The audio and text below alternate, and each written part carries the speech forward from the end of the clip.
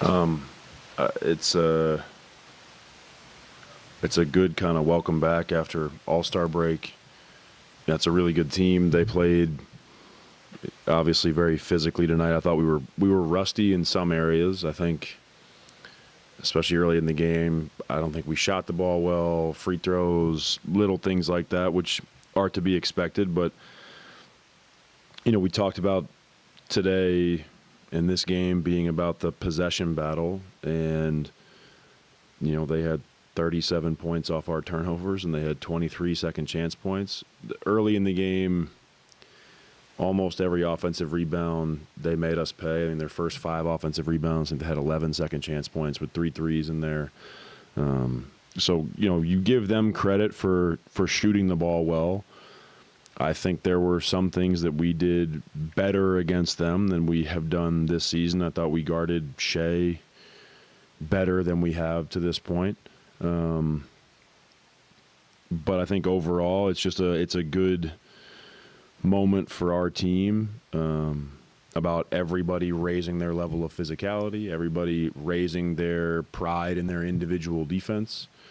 But I think for the most part tonight, I thought we gave good effort, and there were some plays that we didn't convert that we would have liked to, but we've had some games in particular against them and some early in the year where the turnovers keep you from getting in a rhythm, and they can be deflating at times because you feel like you're making a little bit of a run. I think we had it down to a 13-point game there in the fourth quarter, and then a couple of plays where we have a turnover or a blown defensive assignment, and they made us pay every time.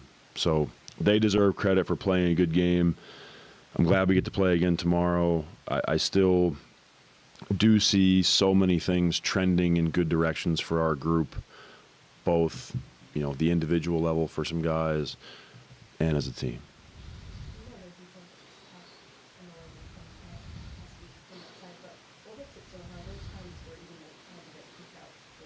Mm-hmm.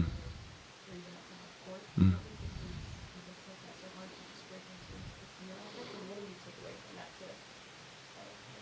Yeah, I thought the second half we handled their initial ball pressure much better.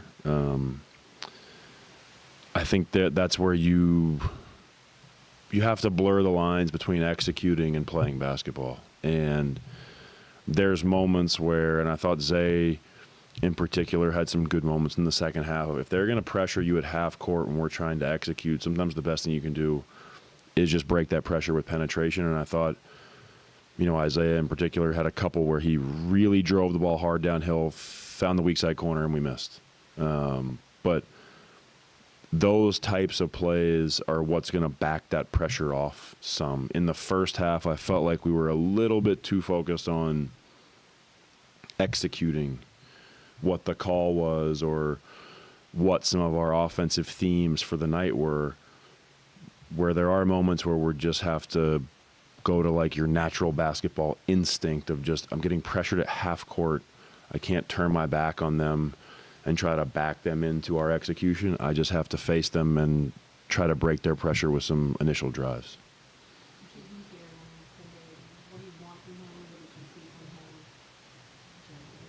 I want Jaden to play defense. I want him to be incredibly physical on the ball. And I think that for the most part he did that. I think I also want him to scramble defensively. I think both he and KJ showed moments of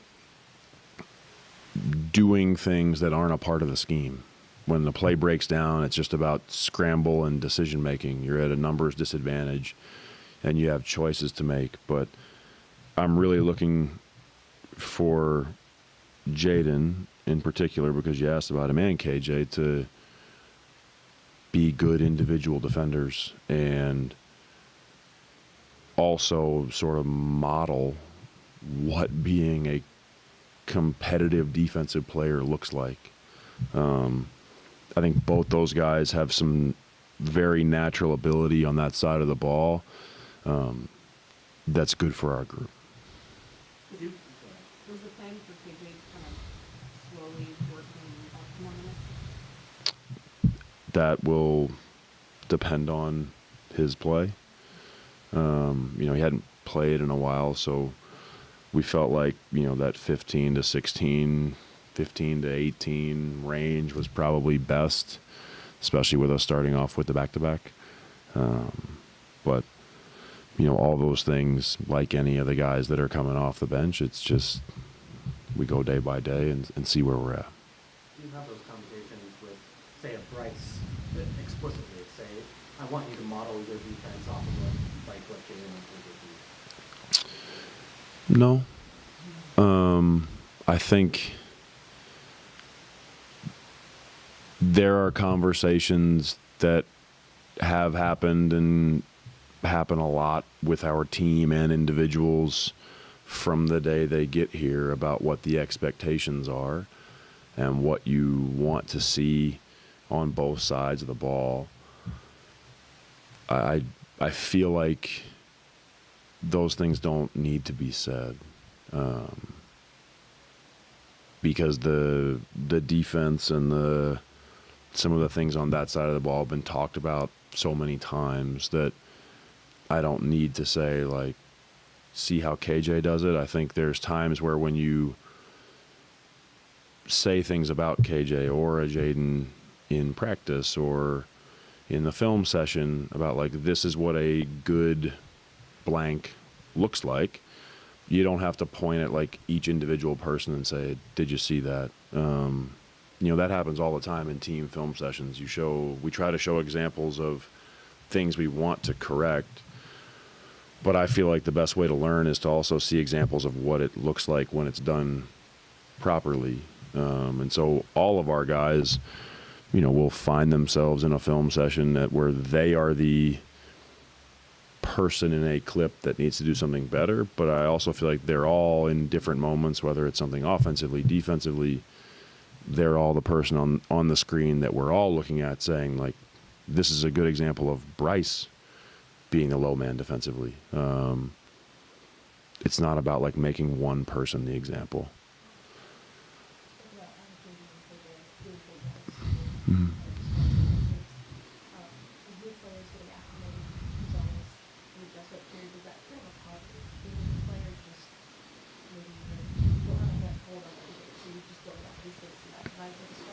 Yeah, I think they're not as bogged down in the details, and I think that's the line that we're always trying to find as a staff of,